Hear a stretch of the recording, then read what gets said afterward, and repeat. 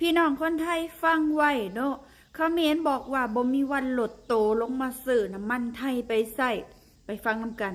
ไงเสียเขมรก็ไม่ลดตัวเขาใช้คำนี้นะเขมรไม่มีทางลดตัวไปซื้อน้ำมันจากเสียมอยู่แล้วครับ เรียนคนไทยทุกคนครับ มีแล้วเอง ประเด็นเรื่องน้ำมัน